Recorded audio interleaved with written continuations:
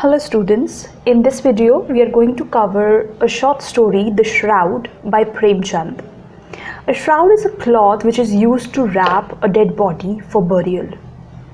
In this story, the writer points out the truth that poverty dehumanizes a man and economic pressure affects the moral standards of society. This truth has been brought out from the story of Khishu, his son Madhav and Madhav's wife Budya, who belonged to a backward class. Premchand was born as Dhanpat Rai in UP near Varanasi. He is still one of the most prolific Hindi writers of India. After getting educated at Central Training College, Allahabad, he started working as a schoolmaster. His father was a financially humble munshi. He was influenced by other political and literary contemporaries such as Mahatma Gandhi, Rabindranath Tagore, and Leo Tolstoy. He has written more than 200 stories, plays, novels, and even children's literature. His first pen name was Nawab Rai. He worked as a school inspector in British India, but refused the title of Rai Bahadur from the British government.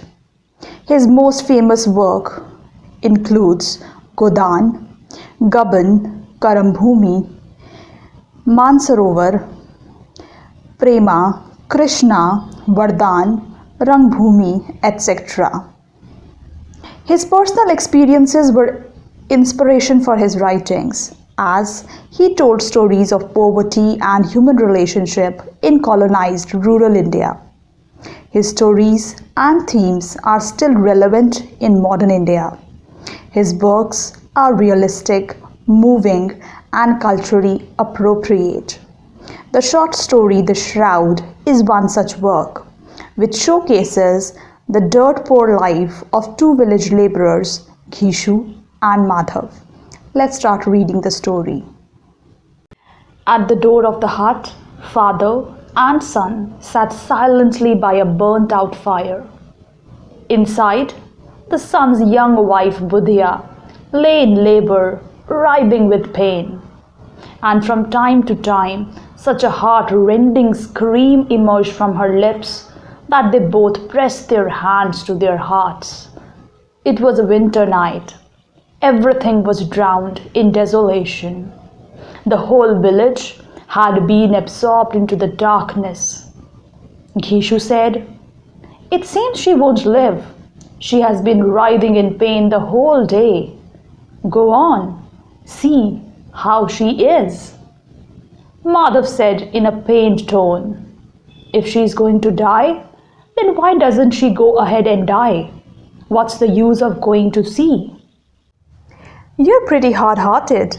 You've enjoyed life with her for a whole year. Such faithlessness to her? Well, I can't stand to see her writhing and thrashing around." It was a family of chamars and notorious in the whole village.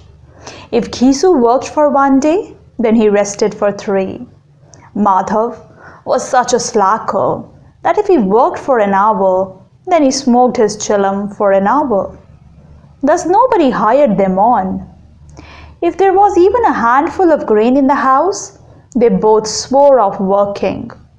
When they had fasted for a couple of days, then Khishu climbed trees and broke off branches, and Madhav sold the wood in the market. And as long as that money lasted, they both spent their time wandering idly around. When their hunger grew intense, they again broke off branches or looked for some work. There was no shortage of work in the village. It was a village of farmers. For a hard-working man, there were 50 jobs. But people only sent for those 2 when they were forced to content themselves with getting out of the 2 men the work of 1. If only the 2 had been ascetics, then they wouldn't have needed any exercises in self-discipline to achieve contentment and patience. This was their very nature. Theirs was a strange life. Except for 2 or 3 clay pots, they had no goods at all in the house. covering their nakedness with torn rags. Free from the cares of the world, laden with debt, they suffered abuse, they suffered blows too, but not grief. They were so poor that without the smallest hope of repayment, people used to lend them something or the other. When peas or potatoes were in season, they would dig up peas and potatoes from the fields and roast them and eat them, or break off 5 or 10 stalks of sugar cane and suck them at night. Ghisu had spent 60 years of his life in this pious manner, and Madhav, like a dutiful son, was following in his father's footsteps, or rather, was making his name even more radiant. This time too, both were seated by the fire, roasting potatoes that they had dug up from somebody's field. Ghisu's wife had passed away long ago. Madhav's marriage had taken place the year before. Since this woman had come, she had laid the foundations of civilization in family. Grinding grain, cutting grass, she arranged for a couple of pounds of flour and kept filling the stomachs of these two shameless ones. After she came, they both grew even more lazy and indolent. Indeed, they even began to swagger a bit. If someone sent for them to work, then with splendid indifference, they demanded double wages. That woman was dying today in childbirth, and these two were perhaps waiting for her to die, so they could sleep in peace. Pulling out a potato and peeling it, Ghisu said, "Go see what shape she is in. We'll have the fuss over a ghost witch. What else? And here's even the exorcist demands a rupee. From whose house would we get one?" Madhav suspected that if he went into the hut, Ghisu would finish off most of the potatoes. He said, "I am afraid to go in." "What are you afraid of? I'm here after all." "Then you go and see, all right?" "When my wife died, for 3 days, I never even left her side. And then, won't she be ashamed in front of me? I have never seen her face. And today, I should see her naked body? She won't even have bodily ease. If she sees me, she won't be able to thrash around freely. I'm thinking if a child is born, what then? Dried ginger, brown sugar, oil. There's nothing at all in the house. Everything will come.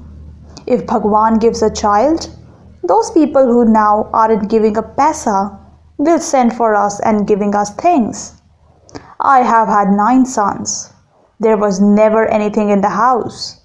But this is how we managed every time. A society in which those who labored night and day were not in much better shape than these two. A society in which, compared to the peasants, those who knew how to exploit the peasants' weaknesses were much better off. In such a society, the birth of this kind of mentality was no cause for surprise. We'll say that compared to the peasants, Ghisu was more insightful, and instead of joining the mindless group of peasants, he had joined the group of clever, scheming tricksters. Though indeed he wasn't skillful in following the rules and customs of the tricksters. Thus, while other members of his group became chiefs and headmen of villages, at him the whole village wagged its finger. But still, he did have the consolation that if he was in bad shape, at least he wasn't forced to do the back-breaking labor of the peasants, and others didn't take improper advantage of his simplicity and voicelessness. Pulling out the potatoes, they both began to eat them, burning hot. They had eaten nothing since the day before. They were too impatient to wait till the potatoes cooled. Both burned their tongues repeatedly. When the potatoes were peeled, their outer part didn't seem so extremely hot. But the moment the teeth bit into them. The inner part burned the tongue and throat and roof of the mouth. Rather than keep that ember in the mouth, it was better to send it quickly along inward, where there was plenty of equipment for cooling it down.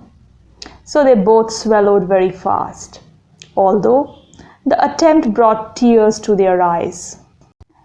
Then Ghisu remembered a landowner's wedding procession, in which he had taken part 20 years before.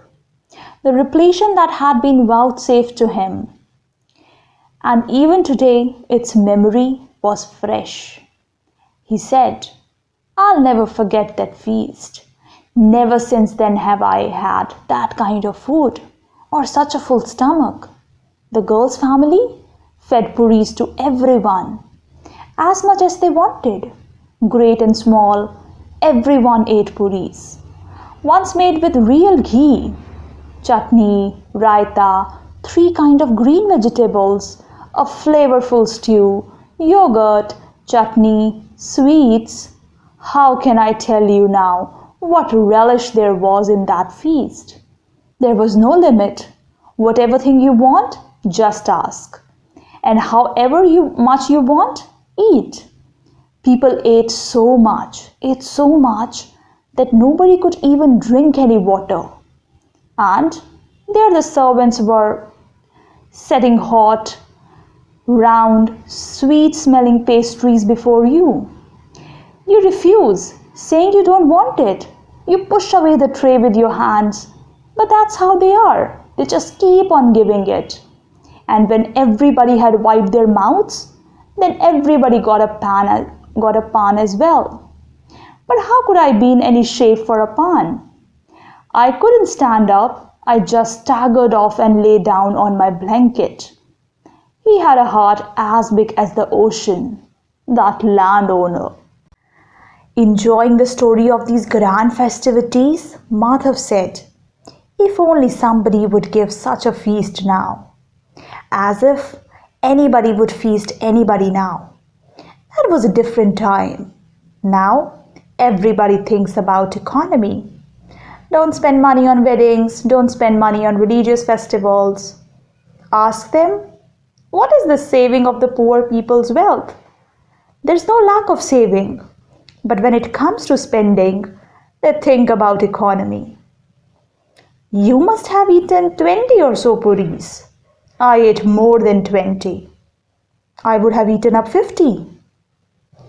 I couldn't have eaten less than 50. I was hale and hearty. You're not half of what I was.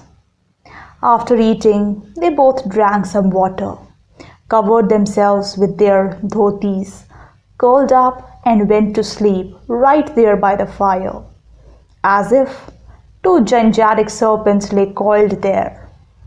And Budhia was still moaning. In the morning, when Madhav went into the hut and looked, his wife had grown cold. Flies were buzzing on her face.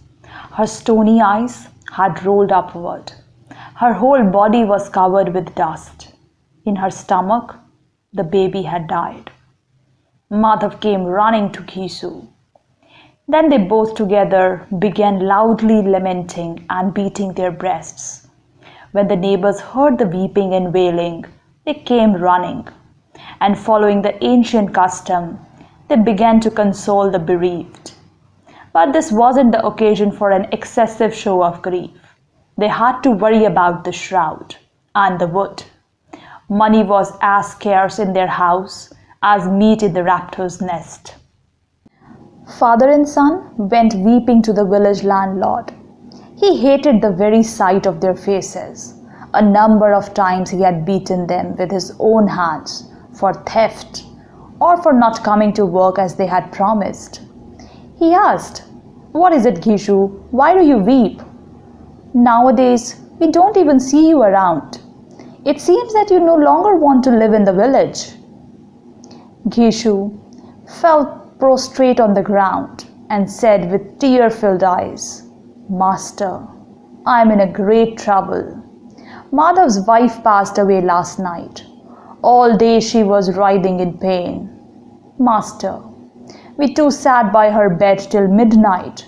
Whatever medicines we could give her, we did. But she slipped away. Now we have no one to care for us.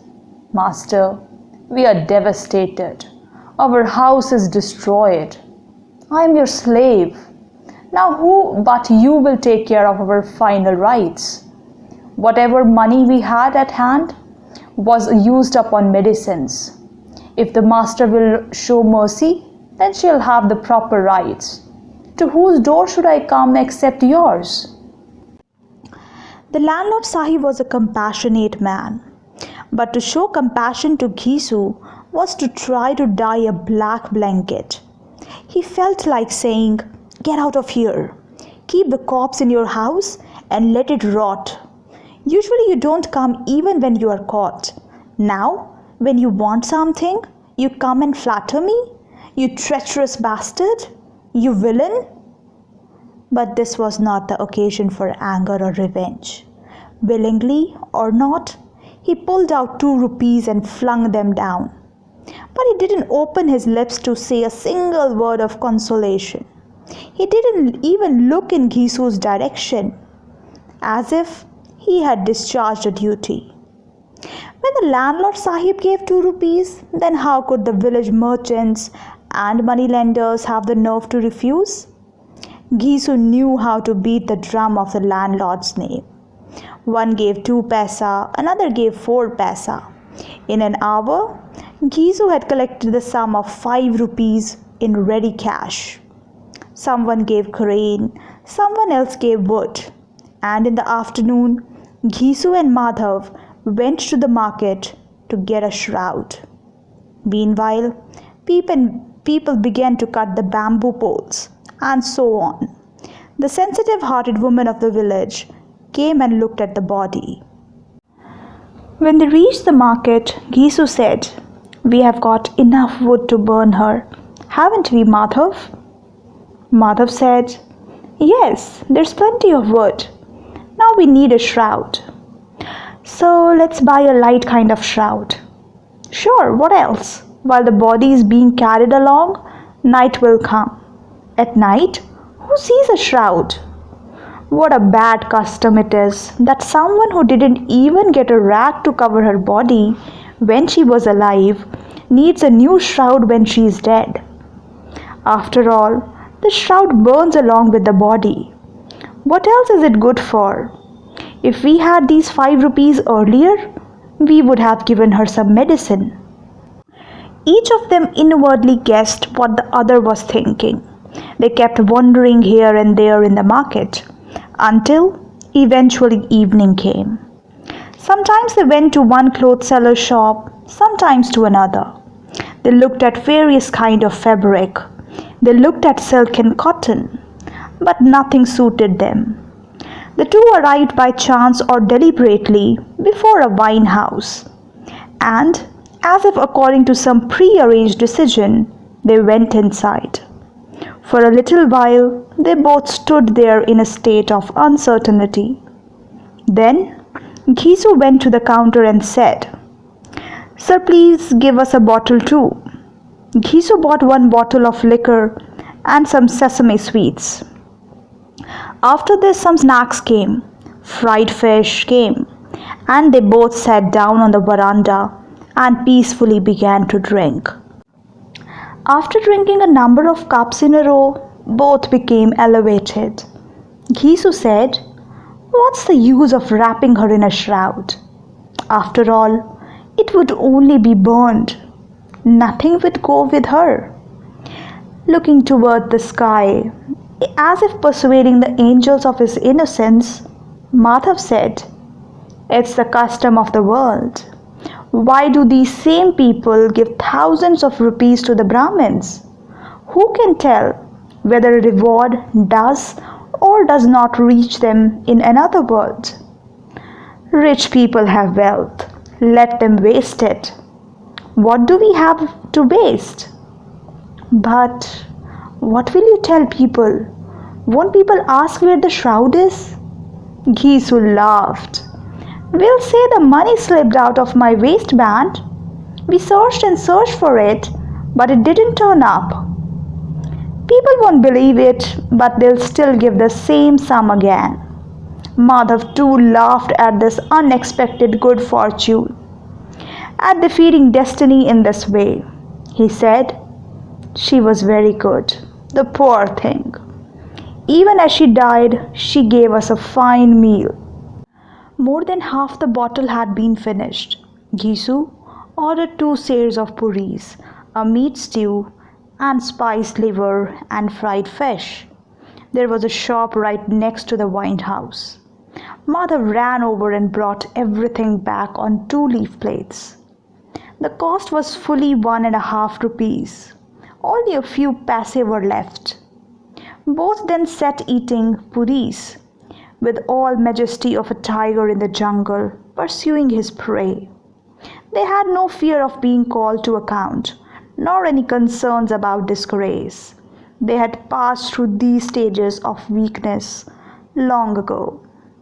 Gisu said in philosophical manner, "If my soul is being pleased, then won't she receive religious merit?" Madhav bowed his head in pious confirmation. "Certainly, she'll certainly receive it." "Bhagwan, you are the knower of hearts. Take her to heaven. We are both giving her heartfelt blessings." "The feast I have had today, I haven't had its equal in my whole life." After a moment, a doubt arose in Madhav's heart. He said, "How about it? We'll go there too someday, won't we?" Gisu gave no answer to this childish question. He looked reproachfully at Madhav.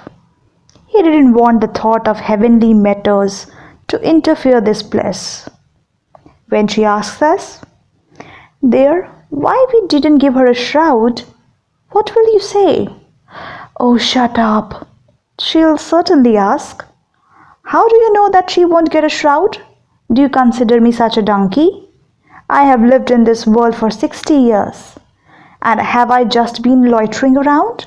She will get a shroud. And a very good one, a much better than we would have given." Madhav was not convinced.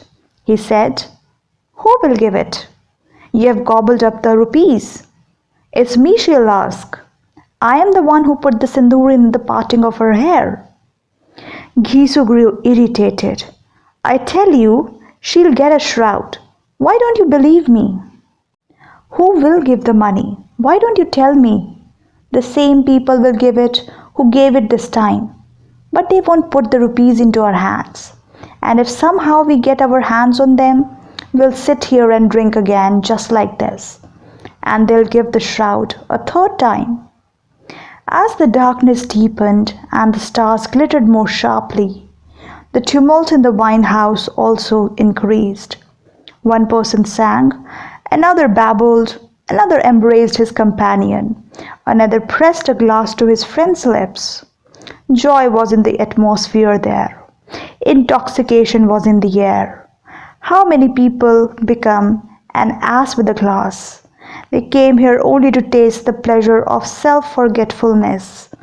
More than liquor, the air here elevated their spirits. The disaster of life seized them and dragged them here.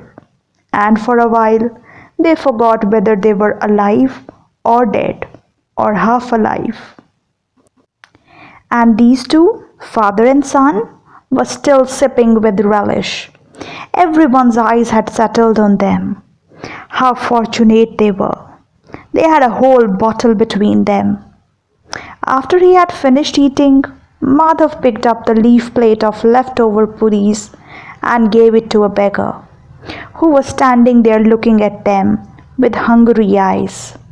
And for the first time in his life, he felt the pride and delight of thrill of giving. Gisu said, "Take it, eat your fill, and give her your blessing. She whose earnings these are has died, but your blessing will certainly reach her. Bless her with every hair on your body. These are the payment for very hard labor." Madhav again looked toward the sky and said, "She will go to heaven. She'll become the queen of heaven. Gisu stood up and, as if swimming in waves of joy, he said, "Yes, son, she'll go to heaven. She never tormented anyone. She never oppressed anyone. Even while dying, she fulfilled the greatest desires of her lives. If she doesn't go to heaven, then will those fat rich people go who loot the poor with both hands and go to the Ganges to wash away their sin and offer holy water in temples?" This mood of piety too changed. Variability is the special quality of intoxication. It was the turn of despair and grief. Madhav said, but the poor thing suffered a great deal in her life. Even her death was so painful. Covering his eyes with his hands, he began to weep. Gisu consoled him. "Why do you weep, son? Be happy that she has been liberated from this net of illusion. She escaped from the snare.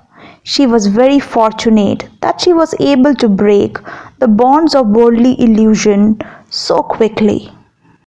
And both standing there began to sing, "Temptress, why do your eyes flash, temptress?" The whole wine house was absorbed in the spectacle, and these two drinkers, deep in intoxication, kept on singing.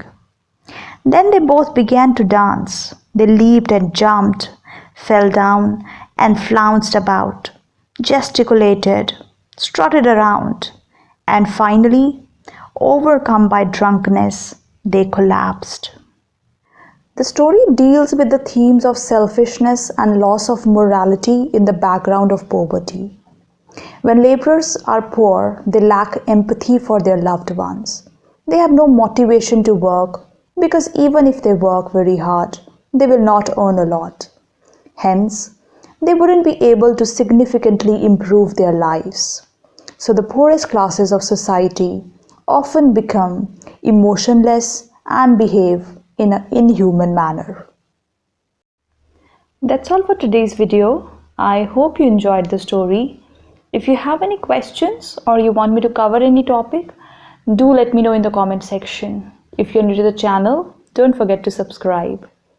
Thank you so much for watching.